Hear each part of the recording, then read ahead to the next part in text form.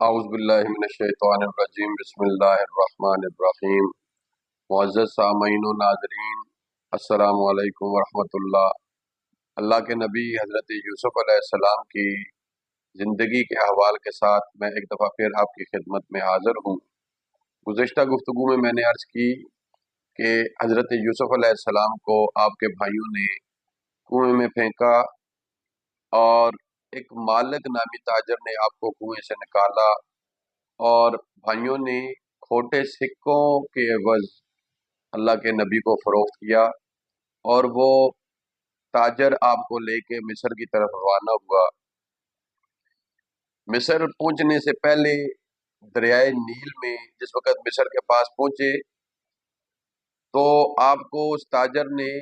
دریائے نیل میں غسل کرنے کو کہا۔ اللہ کے نبی دریا میں داخل ہوئے اور مچھلیوں نے آپ کے جسم کی جو گرد و غبار تھی اس کو صاف کیا،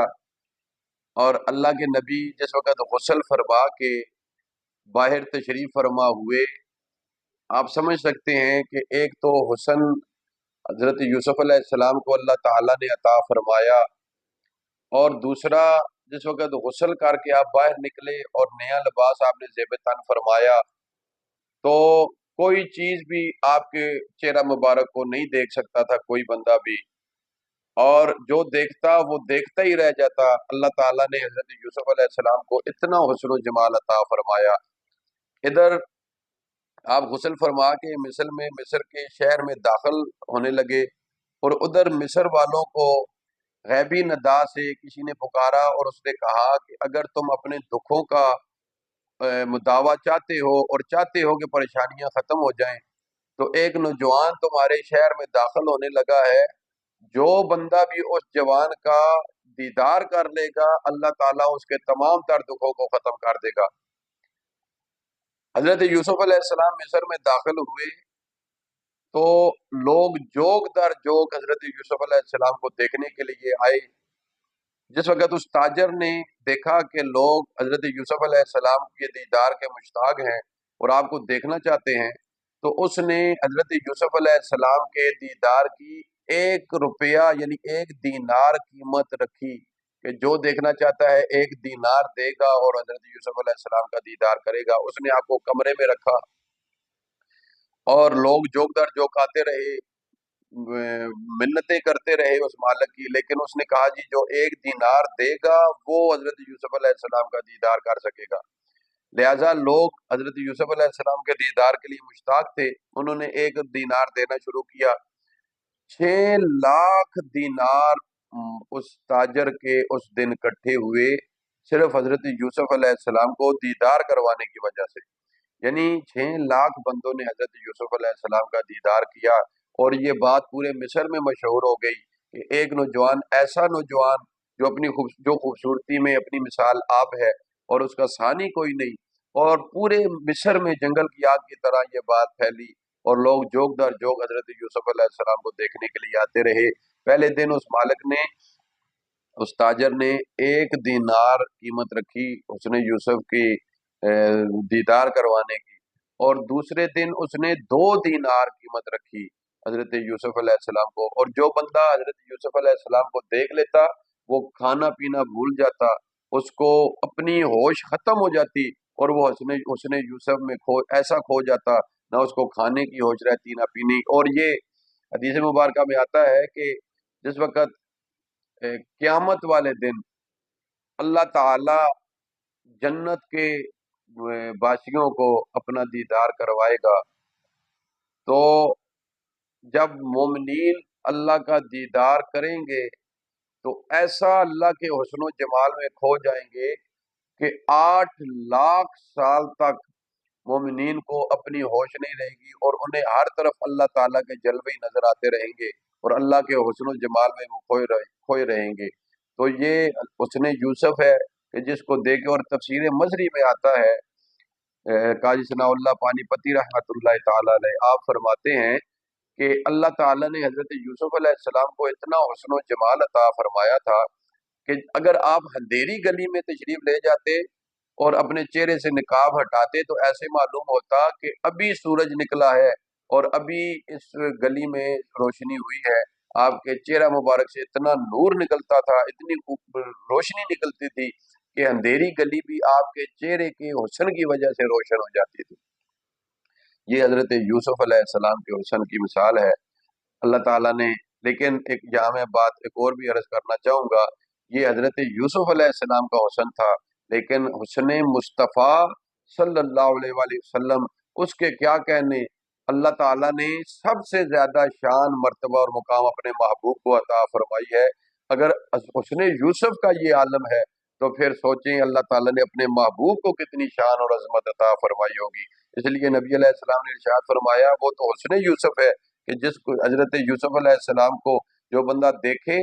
تو وہ تین تین مہینے تک اس کو کھانے پینے کی طلب نہیں رہتی تھی، وہ بس حسن یوسف میں کھویا رہتا تھا۔ یہ حضرت یوسف علیہ السلام کی حسن کی مثال ہے۔ اور جو اللہ کے محبوب جناب احمد مجتبیٰ محمد مصطفیٰ صلی اللہ علیہ وآلہ وسلم کا دیدار کر لے تو نبی علیہ السلام نے ارشاد فرمایا کہ جو مجھے دیکھے یا میرے دیکھنے والوں کو دیکھے، سرکار نے فرمایا کہ اللہ تعالیٰ اس پہ جہنم کی آگ کو حرام فرما دے گا۔ اللہ اکبر۔ بہرحال حضرت یوسف علیہ السلام مصر میں تشریف فرما ہوئے، اور تاجر نے جس وقت پاپا حضرت یوسف علیہ السلام کے حسن و جمال کو اور لوگوں کی آپ کی طرف رغبت کو دیکھا تو اس نے حضرت یوسف علیہ السلام کی قیمت میں مزید اضافہ کر دیا، اور اس نے چونکہ وہ بیچنے کے لیے لے کے آیا تھا حضرت یوسف علیہ السلام کو، تو جس وقت وہ بیچنے وہ قیمت لگانے کے لیے حضرت یوسف علیہ السلام کی بولی لگی تو بڑے بڑے مصر کے جو چودھری تھے اور خان تھے وہ حضرت یوسف علیہ السلام کو خریدنے کے لیے آئے، بڑے بڑے امراء حضرت یوسف علیہ السلام کو خریدنے کے لیے آئے، لیکن کوئی بندہ بھی حضرت یوسف کی بولی نہ دے سکا۔ لیکن عزیز مصر اور زلیخا، آپ اس بازار سے گزر ہوا اور حضرت مائی زلیخا نے حضرت یوسف علیہ السلام کا دیدار کیا۔ جس وقت اس نے دیکھا حضرت یوسف علیہ السلام کو تو دیکھتے ہی پہلے وہ بے ہوش ہو گئی اس نے یوسف کو دیکھ کے، اور پھر جس وقت اس کو ہوش آیا تو اس نے اپنے شوہر عزیز مصر سے کہا کہ جو کچھ بھی ہو جائے ہم اس غلام کو لازمی لے کے جائیں گے، خریدیں گے۔ تو حضرت یوسف علیہ السلام کے خریداروں میں عزیز مصر بھی کھڑا ہوا تھا۔ حضرت یوسف علیہ السلام کے خریدار جن میں عزیز مصر بھی لائن میں کھڑا تھا، اور اس نے بولی لگانی شروع کی، اور جس وقت اس مالک نامی تاجر نے دیکھا کہ خریداروں میں اس مصر کا وزیر بھی ہے، بادشاہ بھی ہے، عزیز مصر بھی یوسف علیہ السلام کے خریداروں میں ہے، تو اس نے بولی اور بڑھا دی، اور اس نے کہا، اس نے پیسوں میں اضافہ کر دیا، اس نے ریشم میں اضافہ کر دیا، اس نے ہر چیز اپنی ڈیمانڈ میں اضافہ کر دیا، اور جو کچھ وہ مانگتا گیا عزیز مصر اس کو دیتا گیا، جو کچھ مانگتا گیا، ایون کہ عزیز مصر کا خزانہ خالی ہو گیا، اور حضرت یوسف علیہ السلام کو آخر کار اس نے خرید لیا۔ خرید کے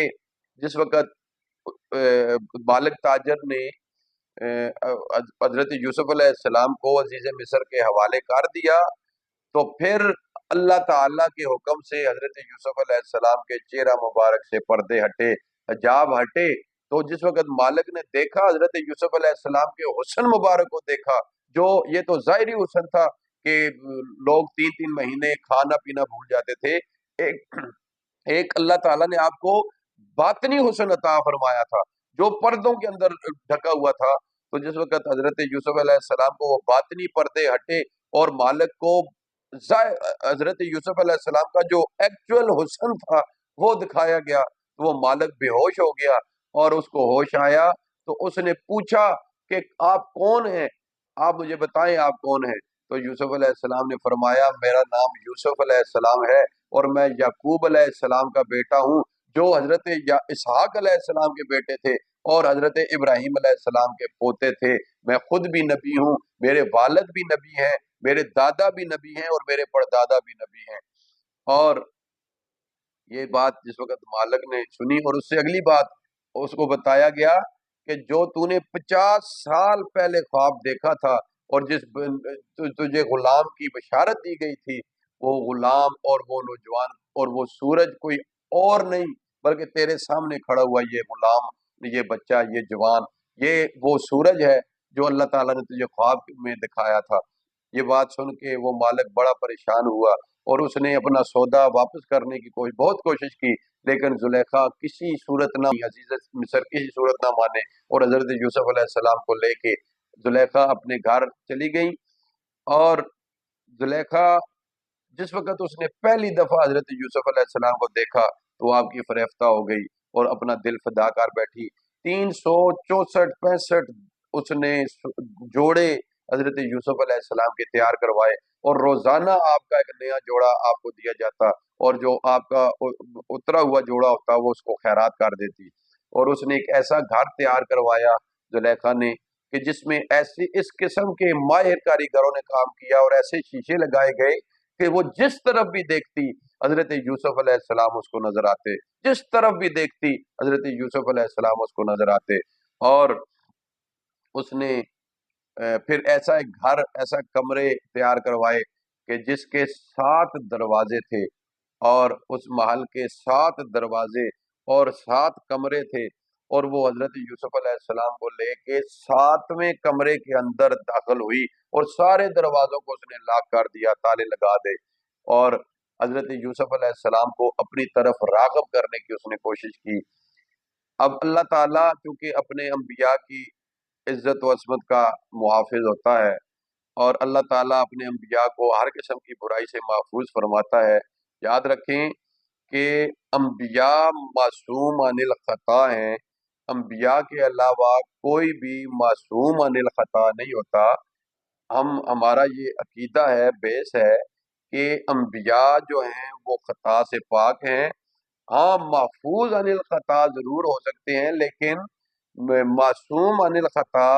نہیں ہو سکتے، وہ صرف انبیاء کی ذات ہے۔ تو اللہ تعالیٰ نے اپنے انبیاء کو ہر قسم کی برائی سے اور خطا سے اور غلطی سے محفوظ فرمایا ہے۔ اور حضرت یوسف علیہ السلام کو جس وقت مائی زلیخا نے اپنی طرف راغب کرنے کی کوشش کی تو وہاں پہ ایک بت پڑا ہوا تھا، جس کے اوپر اس مائی نے، زلیخا نے کپڑا ڈال دیا۔ تو حضرت یوسف علیہ السلام نے اس سے پوچھا کہ تم نے اس کے اوپر کپڑا کیوں ڈالا ہے؟ تو اس نے کہا کہ یہ میرا خدا ہے، میں اس کی پوجا کرتی ہوں، اور میں نہیں چاہتی کہ اس کے سامنے میں کوئی اس طرح کا کام کروں اور وہ مجھے دیکھ رہا ہو۔ جس وقت اللہ کے نبی نے یہ بات سنی تو آپ پہ جناب ایک عجیب کیفیت طاری ہوئی، اور آپ نے فرمایا کہ تو نے اپنے خدا کے اوپر کپڑا پردہ ڈال لیا ہے تاکہ وہ تیرے عیب نہ دیکھے، لیکن میرا تو خدا ایسا ہے کہ جس کے اوپر کپڑا بھی نہیں ڈالا جاتا، جس کے اوپر کپڑا بھی نہیں ڈالا جا سکتا، اور جس کو چھپایا بھی نہیں جا سکتا، اور جس سے کوئی چیز پوشیدہ بھی نہیں رہ سکتی۔ اگر تو اپنے خدا کے سامنے کوئی غلط حرکت کرتے ہوئے شرماتی ہے تو اے بندے خدا، میں کیسے اپنے اللہ کے سامنے کوئی اس طرح کا فعل کر سکتا ہوں کہ جس کو میں کل قیامت والے دن اپنے خدا کے سامنے شرمندہ ہوں۔ اور روایات میں آتا ہے، کتابوں میں، تاریخ کی کتابوں میں آتا ہے کہ وہاں اس کمرے میں ایک روشن دان تھا، اور وہاں پہ، اور بعض جگہ پہ آتا ہے کہ دیوار پہ حضرت یوسف علیہ السلام کو اپنے والد بزرگوار جناب حضرت یعقوب علیہ نبینا و علیہ السلام، آپ کی تصویر مبارک، آپ کی جھلک نظر آئی، اور حضرت یعقوب علیہ السلام اپنے بیٹے کو منع فرما رہے تھے کہ اے بیٹا، اپنے خاندان کا اور اپنے وقار کا، تقدس کا خیال کرنا، خبردار شیطان کے بہکاوے میں نہ آنا، بے شک تم صبر کرو گے اللہ تعالیٰ تمہاری مدد فرمائے گا۔ اتنی بات ہوئی تو زلیخا نے حضرت یوسف علیہ السلام کو اپنی طرف راغب کرنے کی کوشش کی، لیکن اللہ کے نبی نے اللہ کے اوپر اعتماد کرتے ہوئے آپ نے فرمایا کہ آپ حضرت یوسف علیہ السلام وہاں سے بھاگنے کی آپ نے کوشش کی، اور اللہ توکل آپ وہاں سے چلے۔ جس وقت آپ بھاگنے کی کوشش کی تو زلیخا مسکرائی، اس نے کہا کہ یوسف تم کیسے، نعوذ باللہ الیاذ باللہ، نقل کفر نہ باشد، اس نے کہا کہ تم کیسے نادان ہو کہ 7 کمرے جو لاک ہیں، بند ہیں، تم وہاں سے کیسے باہر نکل سکتے ہو؟ تو حضرت یوسف علیہ السلام نے فرمایا کہ تمہیں اپنے تالوں پہ اور تمہیں اپنے ان تالوں پہ گھمنڈ اور فخر اور